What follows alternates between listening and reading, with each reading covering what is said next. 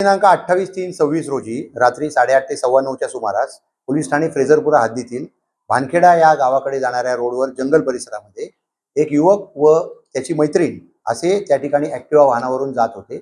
5 लोकांनी त्यांना त्या ठिकाणी अडवले, त्यांना लाथाबुक्क्यांनी मारहाण केली आणि त्यांच्याकडील 120 रुपये काढून घेतले आणि त्याचबरोबर त्यातील एका आरोपिताने या पीडितेवर लैंगिक शारीरिक अत्याचार केलेले आहेत. याबाबत या अनुषंगाने पोलीस ठाणे फ्रेझरपुरा येथे अपराध क्रमांक 189/26 कलम 70(1), 77, 127(2), 310(2), 351(3) भारतीय न्याय संहितेप्रमाणे गुन्हा दाखल केलेला आहे. सदर गुन्ह्यातील 5 आरोपितांना पोलीस ठाणे फ्रेझरपुरा, क्राईम ब्रँच आणि इतर सर्व आयुक्तालयातील डीबी पथके अशा संयुक्त पथक स्थापन करून ताब्यात घेण्यात आलेला आहे.